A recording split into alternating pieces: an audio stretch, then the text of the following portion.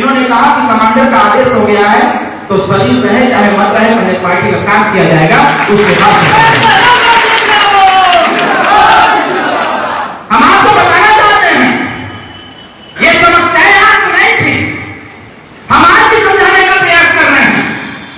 ये समस्याएं चुनाव में लगातार चल रहा था और बार बार हम लोग समझाने का प्रयास कर रहे थे कि उत्तर प्रदेश में अगर सरकार बनानी है तो सरकार बनाने के लिए उत्तर प्रदेश में समस्त पिछड़ा और अत्यंत वर्गों को आगे लाने की आवश्यकता है। जो भारतीय जनता पार्टी के साथ मतदाता जुड़े हैं उनको अपने साथ लाने की आवश्यकता है और वो तभी आएंगे जब आप गांव में जाकर के मीटिंग करेंगे और अपने समाज को कहने का कार्य करेंगे कि अल्पपिछड़ों से संबंध बनाओ, अल्पपिछड़ों के साथ रहो, उनसे दोस्ती करिए और दोस्ती करके उनके लिए तैयार करें। अब बताइए सुझाव और सलाह आपको मैं बताऊं, मुझे याद है सरकार नहीं बनी, सरकार न बनने के बाद हम लोग थोड़ा दुखी और परेशान थे। हमने बाबूजी से कहा कि बाबूजी एक दिन माननीय अखिलेश यादव जी से मिल लीजिए, चलिए अब जो हुआ वो हुआ। हमको लगता है कि प्रयास ठीक ठाक से नहीं किया गया जिससे सरकार नहीं बनी।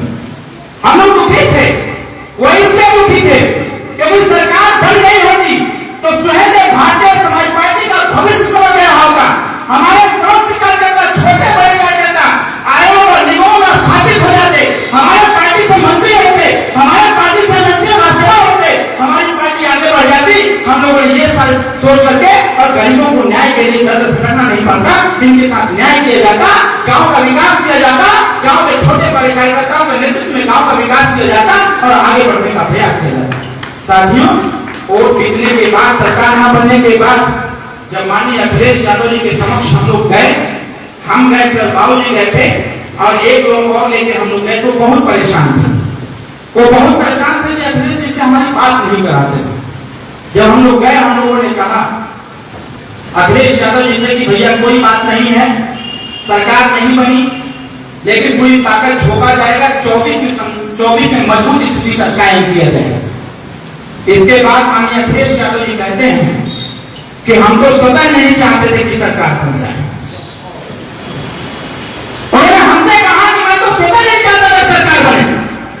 उन्हीं के पार्टी के राष्ट्रीय प्रवक्ता राजेंद्र चौधरी जी बैठे थे, उनसे उन्होंने हामी भरवाया कि मैं जानता था कि सरकार नहीं बनने वाली है और मैं स्वतः नहीं चाहता था कि सरकार बने। साथियों, सुन करके हम लोगों को साफ लग गया कि हमारे छोटे बड़े कार्यकर्ता पूरी ताकत झोंक दिए कि उत्तर प्रदेश में सरकार बनानी है, ओम प्रकाश सागर के सम्मान को बढ़ाना है और एक व्यक्ति कह रहा है कि मैं स्वतः नहीं चाहता था कि सरकार।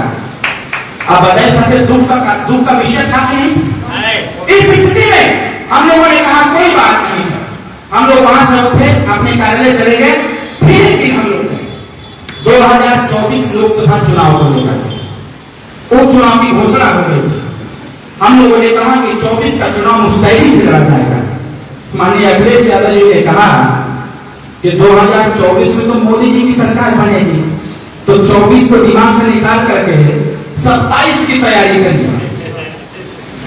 हम कहे बाबूजी के हो क्या कर, मतलब हम 24 के लिए परेशान हैं, 27 के लिए परेशान हैं। अगर 24 में हम नहीं सीटियां जीतेंगे तो 27 में कहां सरकार बन पाएगी। उसके बाद साथियों हम लोग उठे चले गए। बाबूजी ने कहा कि इनको समझ में नहीं आ रहा है। फिर एक दिन हम लोग गए, एक दिन जाके हम लोगों ने कहा कि माननीय अखिलेश यादव जी, आपको निचले स्तर पर चलने की आवश्यकता है, क्योंकि जब आप चलेंगे तो आपके कार्यकर्ता मजबूती से आगे बढ़ेंगे, आपके कार्यकर्ता गांव में मीटिंग करेंगे।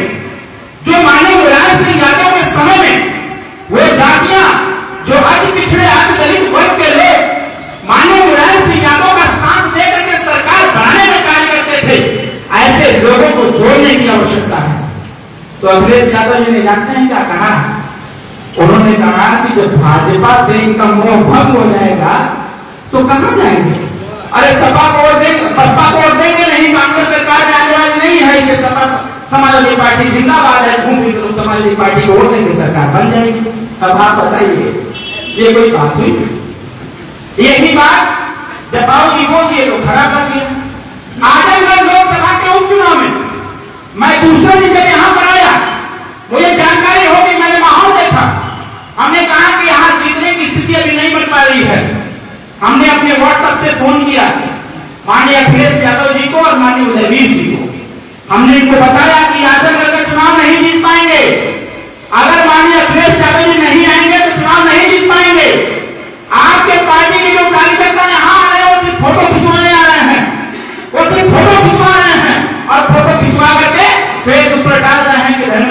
के लिए वोट मांगते हुए। एक जगह हम कार्यक्रम कर रहे थे, 250-300 की भीड़ थी और तब तक देखे कि 5-7 लोग 8 लोग 10-15 गाड़ी से हटा के आ गए, आगे मां हजार फोटो खींच रहे हैं। हमके ही कुल का हो फोटो खींच करके वही बैठे बैठे टाइप कर धर्मेंद्र यादव के लिए समूह से वोट मांगते हैं। हम क्या है, फिर उसका मैं गाड़ी में बैठा तो मैं कट के फोन किया उदयवीर जी को, हमने कहा भैया जी बताओ ये गाड़ी फोटो खिंचवाने लोग आए हैं कि पढ़ते वो करेंगे। मैं एक दिन निकल रहा था मेहनगर विधानसभा से, तो एक तो कहीं मार्केट पड़ता है, कौन खरियानी पड़ता है, खरियानी पड़ता है। मैं देखा कि उस मार्केट में 3:30 बजे 10-15 गाड़ी समाजवादी पार्टी के लोग लगा करके मिठाई के दुकान पर खूब काट रहे हैं। मैं लगा सोचने हमके भी हमारा 6 कार्यक्रम है, 4 ठो करके आ रहा हूँ, आई 3:30 बजे बैठ के पकौड़ी काट रहे हैं।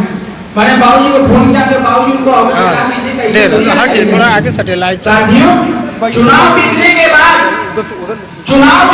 बाद 3 तारीख को मेरे पास फोन आया हिमाचल प्रदेश से। इस बात की जानकारी आप रखिए, आपको लोग पूछेंगे तो उनको बताइएगा कि ओम प्रकाश साहब ने कहा था कि जब तक आप लखनऊ से पूर्वांचल नहीं आएंगे, जब तक आप लखनऊ से मध्यांचल नहीं जाएंगे और जब तक आप लखनऊ से पश्चिमांचल नहीं जाएंगे, तब तक समाजवादी पार्टी की सरकार बनने वाली नहीं है। इसी बात को ओम प्रकाश साहब ने कहा था कि एसी से बाहर निकल के काम किया जाए। 3 तारीख को हिमाचल प्रदेश से माननीय उदयवीर सिंह साहब का फोन आता है। मैं उस दिन बनारस जा रहा था, और उस दिन मेरे फोन पर बहुत हाथ टाक हुआ उनसे।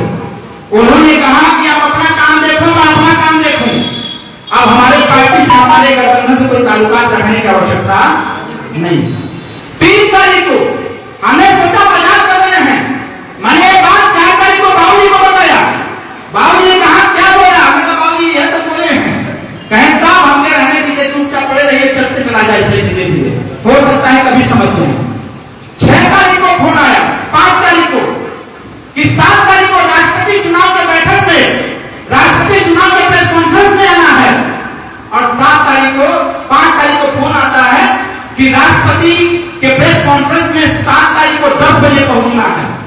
हम लोगों ने सारे विधायकों को बुला लिया और 6 तारीख को 7 तारीख को सुबह 5:30 बजे फोन आता है कि राष्ट्रपति महोदय नहीं आ रहे हैं, प्रेस कॉन्फ्रेंस कैंसिल हो गया। मैं तभी समझ गया था कि अखिलेश यादव जी अब हम लोग को साथ नहीं रखना चाहते। फिर भी साथियों, मैं धन्यवाद दूंगा माननीय नेताजी का जो फैसला था, वो फैसला हम सभी कार्यकर्ताओं का फैसला था। इस फैसले ने सुहेल ने भारतीय समाज पार्टी को इतना मजबूत कर दिया कि पूरे देश में मैसेज चला गया कि उत्तर प्रदेश में सुहेल ने भारतीय समाज पार्टी मजबूत पार्टी है, जिस पार्टी का साथ भारतीय जनता पार्टी है। साथियों, समय आ गया है, अभी रोपाई चल रही है। मैं बार बार आपसे आग्रह कर रहा हूं, सदस्यता अभियान पर जोर डालिए। मैं नहीं कहता कि आप 1 महीना लगातार सदस्यता अभियान चलाइए, महीने में आप 5 दिन चलाइए। हर कार्यकर्ता विशेष तौर पर ध्यान दे कि हमको 1 महीना में 5 गांव में सदस्यता अभियान चलाना है। मैं कह रहा हूं, एक बार आप सदस्यता अभियान में किसी गांव में जाकर के देखिए, आपको पता चल जाएगा कि जो काम संगठन बनाने में, जो मजा संगठन बनाने में नहीं है, वो मजा सदस्यता अभियान चलाने में है। जानते हैं क्यों? क्योंकि महेंद्र राजभाई ने बहुत अच्छी ट्रेनिंग हमको दे रखा है। जब मैं छोटा था इनके साथ, जब जेल से हम लोग छूटे थे, तो इनके साथ हम घाघरा उस पार गए थे। जब ये भाषण देते थे, खड़ा होकर दंत काटते थे, और फिर चंदा की बात आती थी, चंदा चाहिए, लोग चंदा देते थे।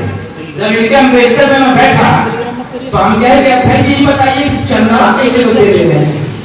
तो ये कहने के देखा कैसे देगा हमारे देवरिया में। हम लोग पहला कार्यक्रम भागलपुर में था सर, भागलपुर में कार्यक्रम चल रहा था, वो उस दिन इनको मिला था 250 रुपये तनख्वाह मिला था, और 250 रुपया हमको बहुत ज्यादा लग रहा था। हमने इनसे गाड़ी में पूछा कि चंदा मिलता कैसे है, कहे देखा कैसे मिलेगा, खाली दुनिया से कुछ ना होगा। अब चलिए देखिएगा, देवरिया में चंद्रशेखर भैया लाली भैया हैं। 2-3 मीटिंग के बाद हम उसकी कहे कि चंदा कैसे मांगा जाता है। चंद्रशेखर भैया संचालन करते थे, लाल भैया संचालन करते थे, भाई काम कर देते थे। अब फिर जब चंदा मांगने लगा तो कहीं 1000, 2000, 1500 चंदा मिलने लगा। और साथियों, जब तक हम लोग रथ चलाए 1.5 महीना, आज मैं और गाड़ी रखा हुआ हूं, 9.5 लाख रुपया चलना समाज के लोगों ने दे करके उत्तर प्रदेश पार्टी को चलाने का कार्य किया। घोड़ा राजभर गायक भी थे,